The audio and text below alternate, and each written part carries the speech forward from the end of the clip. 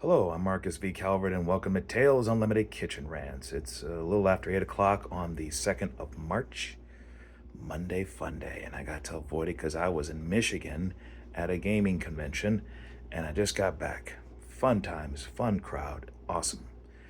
Um, I forgot to podcast before I went. Sorry. I was thinking about doing it on the road, too tired. I was thinking about doing before I left, too much overtime and too tired, and too many other things to prep on. Sorry. So the story I did last week was called Crossed. It involves these two veterans. One was a recon guy, one was a medic. The medic saves the recon guy's life, and when the medic has a kid, the recon guy insists on being the godfather. Little Hera Brooks, adorable little girl. She's growing up, and the guy who is the recon dude, he's hanging out with some guys. They're all special forces, or they're all grizzled, like veterans, Marines. Um, they're about to just head home, and they get to talking. And it's like, what are you doing next? What are your plans? It's like the usual things, like, oh, I don't want to be a cop. I don't want to stay in this war either, and I don't want to twiddle my thumbs and do a 9 to 5. I like action. Yeah, yeah, yeah. Hey, what about like a mercenary outfit? Nah. And they're talking and they're talking some more. It's like, well, what if we put our own outfit together? Nah, that. Well, and you guys married? Nope. So you have free time, no obligations, and you held on to your re-enlistment bonuses? Yeah. What a coincidence. So did I. Fast forward a few years, one of them had family land in Mississippi of all places, and a bunch of guys just hunkered down, fortified it, and they just went off throughout the world, just putting foot to booty, right? And they build a reputation. And the core, the heart, the brains, the reason this whole thing works was a hacker they saved by the name of Cough Drop. She called herself Cough Drop because that's how she quit smoking. She sucked on cough drops instead of, cancer sticks. Seemed a good investment. And she had the heavy money and the brains and the connections, and she did some heavyweight blackmail. Blackmail is kind of what they do, but it's also saving lives, protection, stuff like that. And every so often they bag a bad guy and bring him or her or them in alive or dead. CIA loves them. DHS wants to label them domestic terrorists because sometimes they get messy, but they are a very effective brute squad. I mean, you have some SEALs in there, you got some Delta guys in there, you got some Force Recon Marines, you got some Rangers, even have a Brit or two thrown in. I mean, A-listers, and they're happy with this. This is like their little brotherhood. They're trying not to get too big. They're trying not to get too corporate. They're just simply trying to enjoy it while they still have some years left in them, right? And then the doc calls.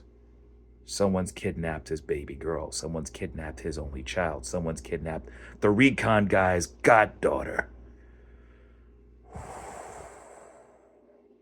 And guess who gets the ransom note? The recon guy. What do they want? A reporter. They want her dead. They want her dead in 3 days, or else the daughter ends up. Here's the interesting thing. The reporter, well, her funeral was yesterday. And so Cough Drop goes to work.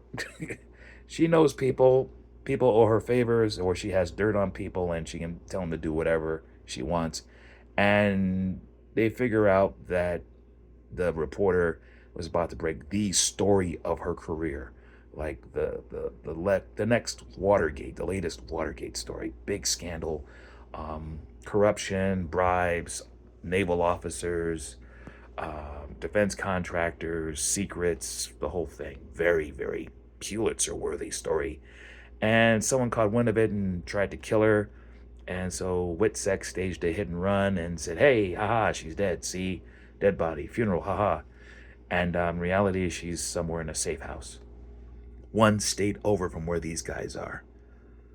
So they get a target package, names, faces, everything, and they start to figure out that one of the Witsec feds is dirty, and they could go in, they could do this. It's not an undoable job, but They don't kill friendlies on a humbug like this, even if a little girl's life's at stake.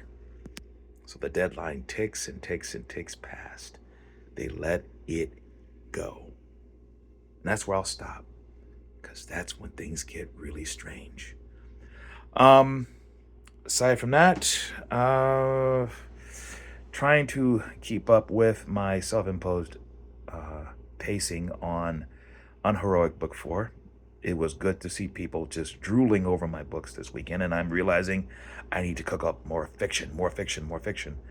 And that's the plan here, and I will get it done.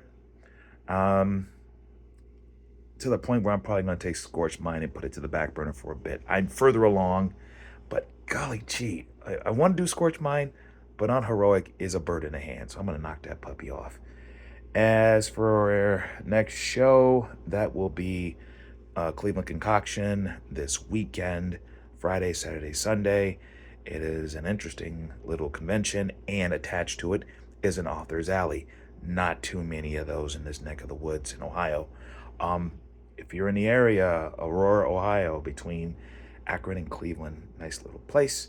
Hang out. It's got a ton of books to sell. I will be selling everybody's books if my work schedule does not completely implode on me. And the idea is to give authors basically a free space to, sell their stuff, a way to market themselves. And in return, what the authors do is they sit in panels and share wisdom over designated topics. So please check out the website. I have a link there. It'll guide you. Or you just type up Cleveland Concoction. Again, this Friday, Saturday, and Sunday, 6th, 7th, 8th. I will be there as many hours as I can. Happy to meet and greet. And of course, I'll be selling my books too. But it's about selling everybody else's as well. Helping artists, get their pacing on, get growing, get going, All right, Marcus V. Calver, this is Tales Unlimited. Please like and subscribe. You can find my books on Amazon and Kindle. iVillain.net is the website. Please check it out. And until next time.